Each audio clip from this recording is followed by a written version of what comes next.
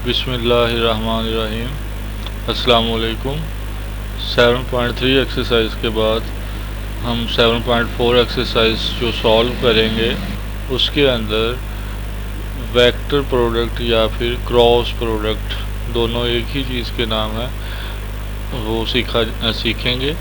तो देखते हैं कि क्रॉस प्रोडक्ट या फिर वेक्टर प्रोडक्ट क्या होता है कोई से दो वेक्टर के दरमियान, और फिर उसके बाद हम एक्सरसाइज की तरफ भी जाएंगे, क्वेश्चंस भी सॉल्व करेंगे।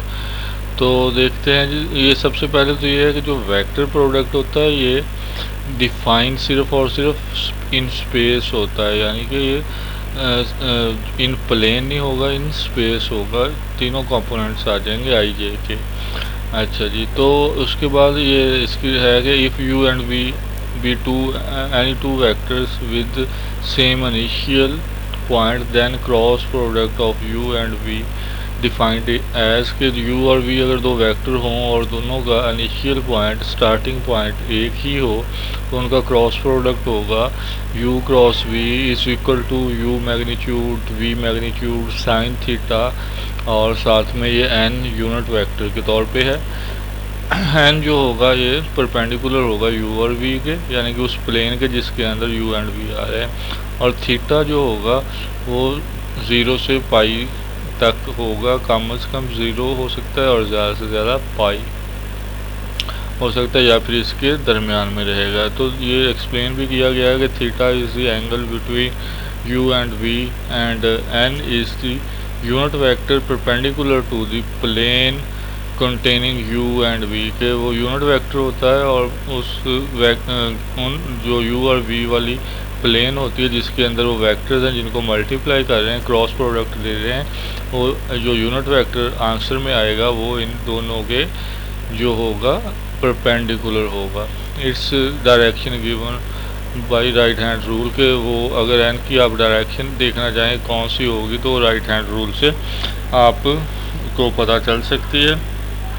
इसमें क्या होता है कि राइट हैंड रूल में अगर आपके दाएं हाथ की उंगलियां, फिजिक्स में पढ़ा होगा आपने, वो इस तरह से मुड़ी हुई हों कि वो जो है u से v की तरफ मुड़ी हुई हों, तो जो आपके दाएं हाथ का अंगूठा होगा वो n को शो करेगा, n की डायरेक्शन को शो करेगा। और इसके बाद इसमें से कुछ रिजल्ट्स हैं कि जब हम क्रॉस प्रोडक्ट करते हैं, तो क्रॉस प्रोडक्ट जब किया जाता है तो ये जो है हमारे पास क्या क्या रिजल्ट्स इसमें से आते हैं। अगर दो सेम कंपोनेंट्स को का क्रॉस प्रोडक्ट किया जाए तो दो सेम अगर कंपोनेंट्स होंगे तो उनके दरमियान बनने वाला जो एंगल होगा वो 0 डिग्री होगा। तो क्योंकि इसमें साइन थीटा यूज़ होता है, यानी कि साइन ज़ीरो चूँकि ज़ीरो होता है, इसलिए आई क्रॉस आई या सेम कंपोनेंट्स को जब भी मल्टीप्लाई किया जाएगा तो आंसर 0 आएगा। दो यानी कि अगर पैरेलल वेक्टर्स कहने होंगे तो उनका जो होगा आपके पास क्रॉस प्रोडक्ट 0 आएगा। आई क्रॉस आई भी 0 होगा, जे क्रॉस जे भी 0 होगा, और के क्रॉस के भी 0 होगा। आंसर्स कहाँ से आएंगे? आपके आई क्रॉस जे करने से आंसर मिलेगा, और किस फॉर्म में आंसर मिलेगा कि आई मैग्नीट्यूड जे मैग्नीट्यूड साइन, अब देखें आई और जे के दरमियान 90 का एंगल होता है, तो साइन 90 इज इक्वल टू 1 होती है, और n जो है वो यूनिट वेक्टर है। यूनिट वेक्टर n जो है वो अब कहाँ किस तरफ होगा? वो आई और जे से परपेंडिकुलर होगा, तो इसका मतलब है आंसर में k आएगा, क्योंकि वो परपेंडिकुलर टू आई जे जो होता है वो k ही होता है। इसी तरह से j और k को मल्टीप्लाई करेंगे, j क्रॉस k करेंगे तो आंसर i आ जाएगा, और k क्रॉस i करेंगे तो आंसर j आ जाएगा। और ये जो है एक इसकी जो होता है आपके पास आंसर, ये जो है ये आप एक जो है सर्कुलर पैटर्न होता है या साइक्लिक पैटर्न कह लें, उस के हिसाब से आप इनकी वैल्यूज़ ये लिखते हैं कि आई से जे की तरफ आई क्रॉस जे करेंगे तो के आंसर आएगा, लेकिन अगर उलट हो जाएंगे, ये यहाँ से एरो से शो किया गया है, आई से इस तरह से जाएंगे अगर एंटी क्लॉकवाइज तो पॉजिटिव आंसर आएगा, आई क्रॉस जे करेंगे तो आंसर में के आ जाएगा, जे क्रॉस के करेंगे तो आंसर में आई आ जाएगा, के क्रॉस आई करेंगे तो आंसर में जे आ जाएगा। मगर अगर आप क्लॉकवाइज जाएंगे यानी कि आई क्रॉस के करना पड़ रहा है आपको, तो आंसर आएगा तो जे लेकिन माइनस जे हो जाएगा। डायरेक्शन चेंज करने से साइन चेंज हो जाएगी, सिंबल चेंज हो जाएगी, अलामत चेंज हो जाएगी। उसके बाद इसी तरह से अगर के क्रॉस जे आप करते हैं तो आंसर में आएगा तो आई, मगर वो आई जो होगा नेगेटिव होगा, माइनस साइन के साथ होगा। अगर आप इस साइक्लिक पैटर्न को उलट करेंगे तो एक एंटी क्लॉकवाइज से क्लॉकवाइज जाएंगे तो फिर आंसर्स के साथ माइनस लग जाएगा। ठीक है जी। उसके बाद ये है कि ये u क्रॉस v अगर करते हैं तो ये हमने पढ़ा था कि u magnitude v magnitude sine theta और n यूनिट वेक्टर होता है। ठीक है जी। ये अब देखें नेगेटिव, अगर v क्रॉस v मैग्नीट्यूड और u मैग्नीट्यूड कर देंगे तो फिर एंगल जो होगा नेगेटिव बन जाएगा, नेगेटिव एंगल बन जाएगा। तो नेगेटिव एंगल से क्या हो जाएगा हमारे पास, नेगेटिव जब एंगल बनेगा तो साइन को अगर इनटू नेगेटिव एंगल हो तो वो माइनस जो होती है, नेगेटिव साइन जो होता है वो बाहर निकल आता है, तो ये बाहर निकल आएगा और इस तरह से फिर v magnitude u magnitude minus में हो जाएगा, बाकी सारा तो वही रहेगा।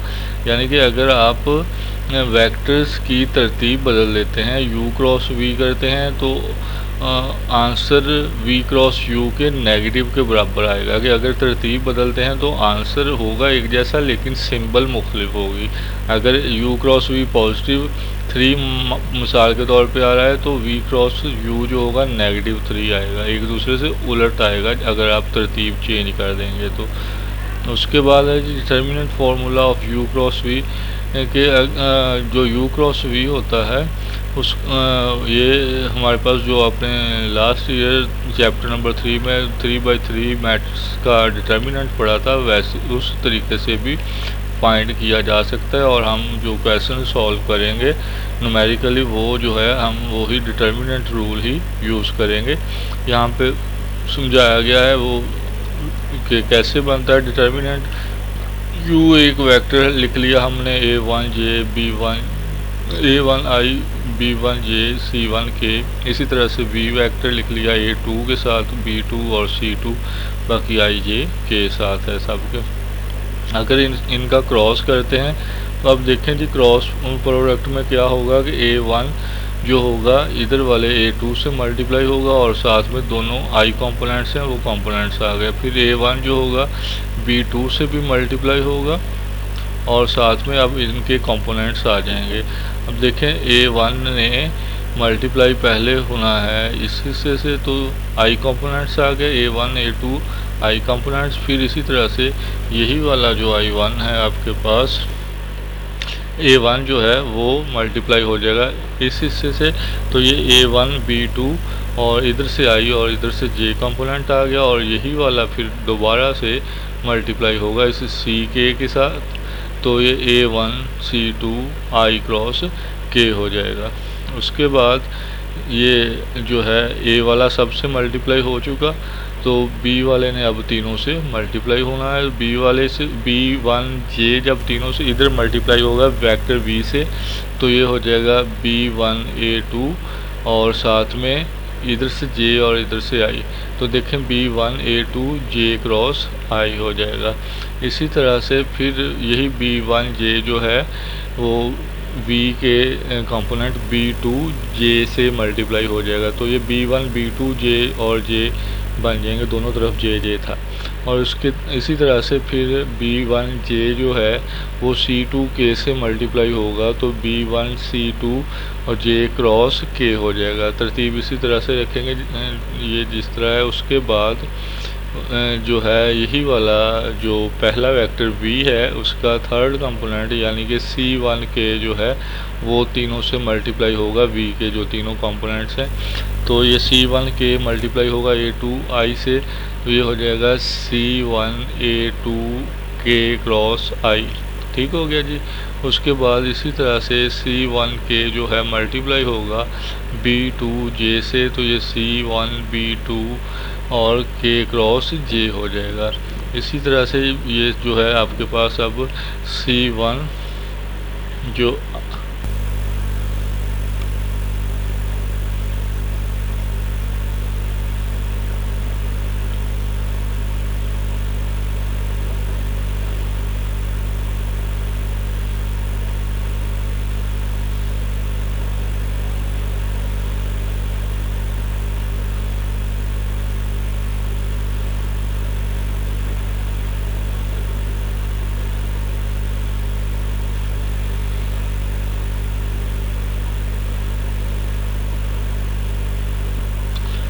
तो ये u क्रॉस v मैग्नीट्यूड, इधर वाले u मैग्नीट्यूड v मैग्नीट्यूड और ये होल मैग्नीट्यूड करने से n मैग्नीट्यूड हमें लेनी पड़ेगी। n की मैग्नीट्यूड जो है क्योंकि ये एक यूनिट वेक्टर है इसलिए ये 1 हो जाएगी। तो ये n वाला पोर्शन ख़त्म हो जाएगा, 1 है इसका आंसर आया तो मल्टीप्लाई होकर ख़त्म हो जाएगा। तो अगर हम साइन थीटा या वो एंगल निकालना चाहते हैं तो ये u मैग्नीट्यूड v मैग्नीट्यूड दूसरी साइड पे जाके जो कि साइन थीटा के साथ मल्टीप्लाई हो रही थी दूसरी साइड पे जाके डिवाइड हो जाएगी, तो एंगल आ जाएगा sine theta is equal to u cross v whole magnitude over u magnitude v magnitude. तो जब भी वेक्टर हमने एंगल निकालना होगा तो ये फॉर्मूला इस्तेमाल कर लेंगे। उसके बाद है जी कि अगर u क्रॉस v करें और आंसर 0 आ जाए, इसका मतलब है कि वो दोनों वेक्टर्स आपस में पैरेलल हैं। अब पीछे भी थोड़ी देर पहले भी बात हुई है कि जब दो वेक्टर्स पैरेलल होंगे उनके दरमियान एंगल 0 बनेगा, 0 बनेगा तो साइन 0 0 होती है, इसीलिए क्रॉस प्रोडक्ट 0 आएगी। तो जब भी क्रॉस प्रोडक्ट 0 आएगी तो दोनों वेक्टर्स जो होंगे वो पैरेलल होंगे। अगर किसी वेक्टर को 0 से मल्टीप्लाई किया जाए तो आंसर 0 आएगा क्रॉस मल्टीप्लिकेशन। तो 0 जो होगा वो या नल वेक्टर जो होगा या 0 वेक्टर जो होगा वो हर वेक्टर का के पैरेलल होगा। जबकि पीछे हमने पिछली एक्सरसाइज में पढ़ा था कि नल वेक्टर या 0 वेक्टर जो होता है वो हर वेक्टर के परपेंडिकुलर भी होता है। तो 0 वेक्टर जो है वो परपेंडिकुलर और पैरेलल दोनों ही होता है किसी भी दिए हुए वेक्टर के। इसलिए जब भी आपने जो है जो 0 वेक्टर के लिए काम करना होता है तो फिर हम वहाँ पे उसको एंगल जो है वो हम अप्लाई नहीं करते कि 0 वेक्टर पैरेलल भी होता है परपेंडिकुलर भी होता है, angle between the vectors is never applied कि अप्लाई नहीं होता। कब? When one of the vectors, जब उन दिए हुए वेक्टर्स में से एक वेक्टर 0 वेक्टर हो उस वक्त। ठीक है जी, ये कुछ था आपकी एक्सरसाइज का तारुफ। जो चीज़ें उसमें करेंगे, कुछ और जो भी चीज़ें होंगी उनका भी बाद में साथ साथ बता दूंगा। तो 7.4 एक्सरसाइज जो है उसको स्टार्ट करते हैं। पहला ही क्वेश्चन है कंप्यूट क्रॉस प्रोडक्ट किसका? बी का। ए क्रॉस बी फाइंड करें और कहता है बी क्रॉस ए भी करें। उसके बाद चेक करें आंसर को by showing A and B is perpendicular to A cross B and B cross A, के वो जो आंसर है उस आंसर के परपेंडिकुलर होगा ए वेक्टर भी बी वेक्टर भी। क्योंकि जो आंसर होता है हमने देखा था कि शुरू में सबसे पहले यही देखा था हमने कि जो आंसर होता है वो दिए हुए वेक्टर्स के प्लेन के परपेंडिकुलर होता है। तो हम अब अगर साबित करना चाहते हैं कि आंसर हमारा सही आया है या गलत आया है तो उस आंसर का जो है वो परपेंडिकुलर होना ज़रूरी है दोनों वेक्टर्स के जिनको आपने मल्टीप्लाई किया है, जिनका क्रॉस प्रोडक्ट लिया है। तो वो कहता है चेक भी करें, ये भी रिक्वायरमेंट उसने डाल दी है क्वेश्चन के अंदर।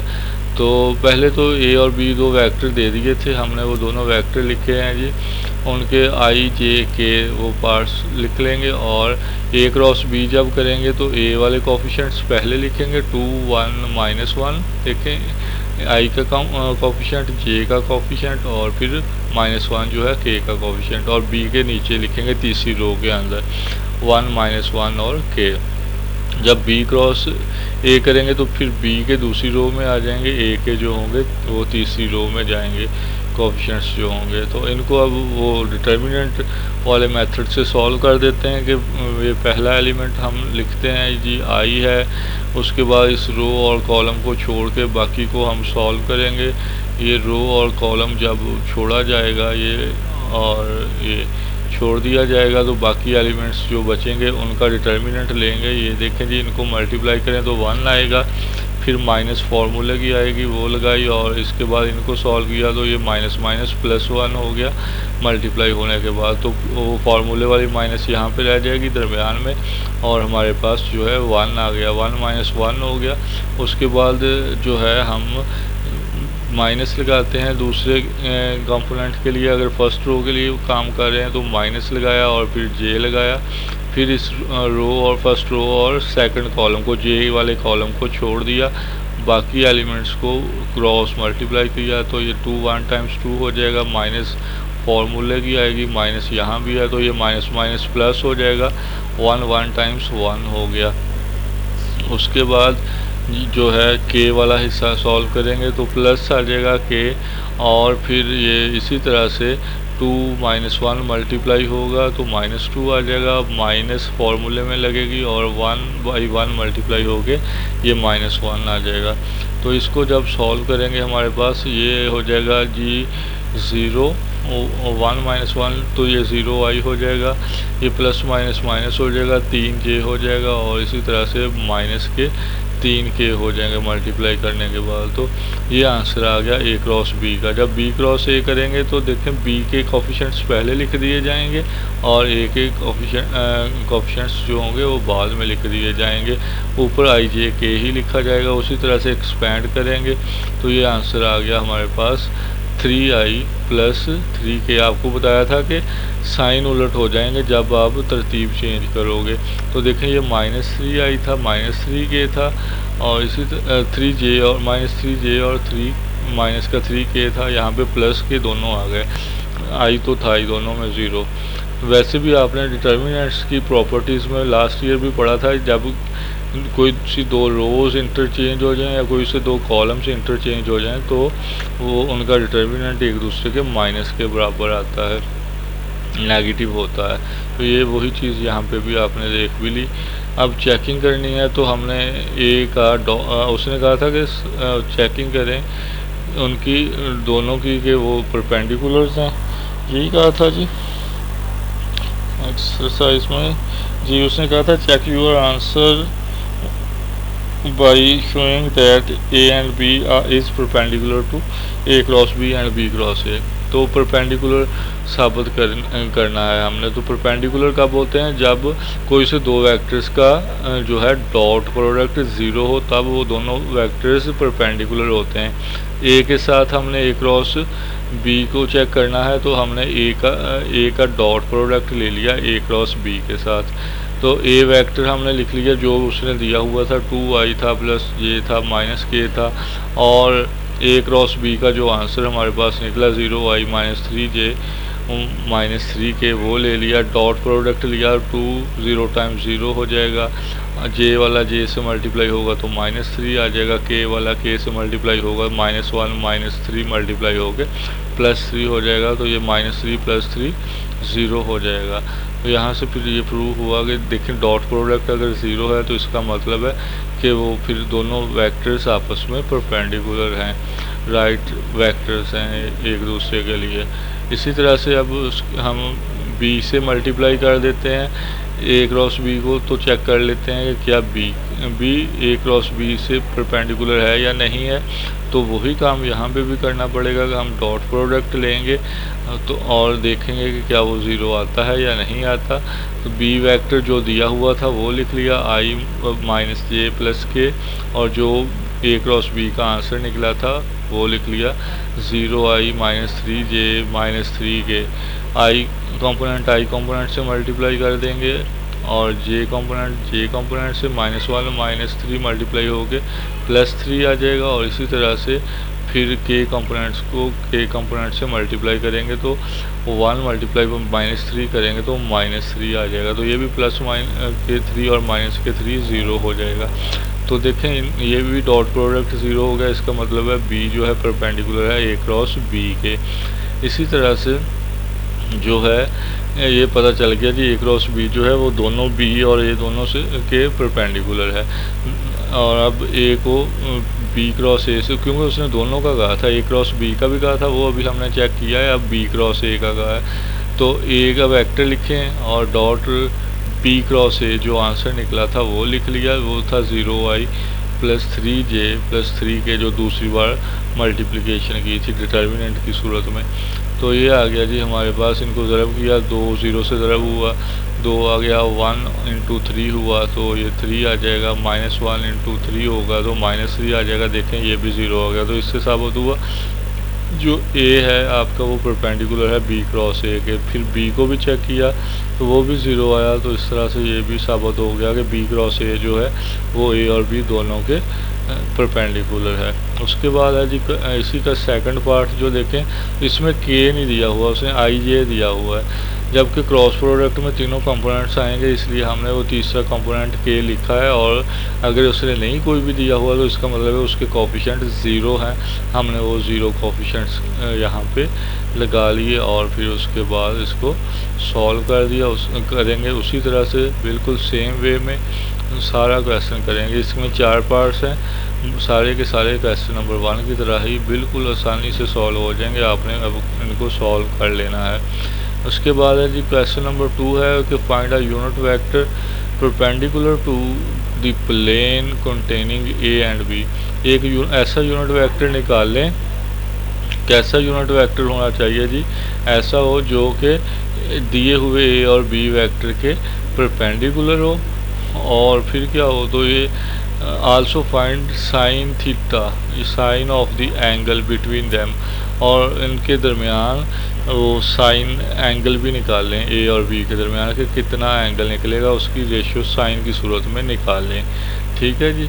तो वो एंगल का भी हमने पीछे थ्योरी में पढ़ा था कि एंगल कैसे निकलता है, कि वो U cross V whole magnitude over U magnitude V magnitude, या यहाँ पे ए है, ए बी है तो ए बी के हिसाब से कर लेंगे, A cross B whole magnitude over A magnitude B magnitude. और जो है इसका दूसरा देखना है कि ऐसा यूनिट वेक्टर देखना है जो परपेंडिकुलर हो ए और बी के। तो हम पहले तो इनका क्रॉस प्रोडक्ट कर लेंगे, वो जो आंसर आएगा वो ऐसा वेक्टर होगा जो परपेंडिकुलर होगा ए बी के। अभी पिछले क्वेश्चन में हमने देखा कि जो आंसर आता है वो परपेंडिकुलर होता है दोनों वेक्टर्स के, वो प्रूव हमने किया, लेकिन वो यूनिट वेक्टर नहीं होगा। फिर उसका यूनिट वेक्टर निकाल लेंगे, जो आंसर आएगा, जिस तरह पिछली एक्सरसाइजेज में यूनिट वेक्टर निकाल रहे थे तो उस आंसर का यूनिट वेक्टर निकाल लेंगे, यानी कि वेक्टर ओवर वेक्टर मैग्नीट्यूड करके। तो देखते हैं इधर सॉल्व किया हुआ है, ए और बी ये वेक्टर्स लिख लिए, इनका क्रॉस प्रोडक्ट लिया, आई जे के लिखा, ए के हमने लिख लिए कोफिशिएंट्स ये तीनों, फिर इसी तरह से तीसरी रो के अंदर जे बी के कोफिशिएंट्स लिख लिए। इनको अब मल्टीप्लाई किया तो ये डिटर्मिनेंट लिया इनका, पहला एलिमेंट लिया, इसको छोड़ दिया, बाकी का इस रो और कॉलम को छोड़ा, बाकी माइनर को का डिटर्मिनेंट लिया, तो ये माइनस माइनस प्लस 6 1 टाइम्स 6 हो जाएगा, और माइनस फार्मूले की माइनस ये भी प्लस हो जाएगा, 3 टाइम्स 9 हो जाएगा, ये आ गया माइनस जे। उसके बाद जो है 2 × -1 हो जाएगा तो ये -2 हो गया, 4 × -3 हो जाएगा तो ये -12 बनेगा, माइनस फार्मूले में भी होती है इसलिए ये +12 लिख दिया, प्लस के आ गया। उसके बाद ये 2 3 टाइम्स 6 हो जाएगा ये वाला, और माइनस ये माइनस फार्मूले की प्लस हो जाएगा, 6 × 4 24 हो जाएगा, तो ये 15i हो गया। और इसी तरह से यहाँ पे आपको 10 मिलेंगे, तो वो 12 - 2 करके 10 बचेगा, 10 -1 से -j से मल्टीप्लाई होगा तो -10j हो जाएगा। इसी तरह से 6 एंड 24 मिलके 30 हो जाएंगे, 30k से मल्टीप्लाई होगा 30k हो जाएगा।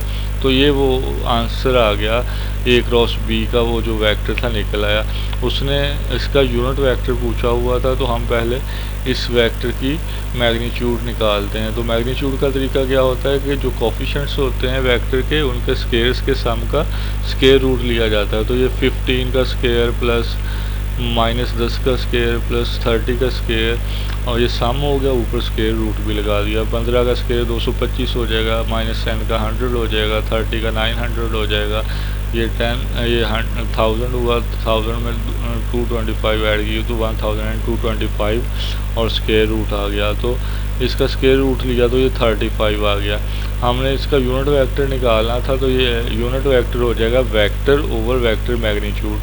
a क्रॉस b का जो आंसर निकला था वो 15i -10j जमा 30k था, ये आ गया, ओवर मैग्नीट्यूड 35 निकल गया, ये आ गई।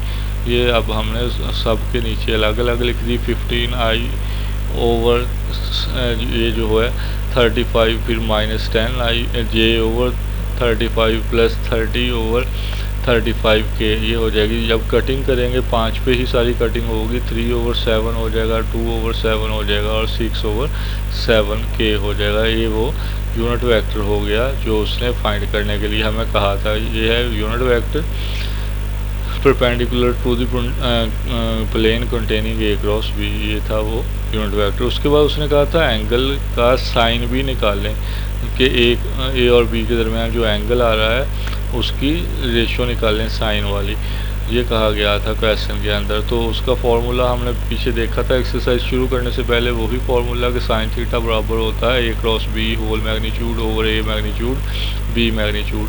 a क्रॉस b की मैग्नीट्यूड अगर देखें तो वो 35 आई थी, वो 35 लिख दी। a की मैग्नीट्यूड जो है a के कोफिशिएंट्स के स्केयर्स का सम करें और स्केयर रूट ले लें, और फिर इसी तरह से b के कोफिशिएंट्स के स्केयर्स का सम करें और स्केयर रूट ले लें।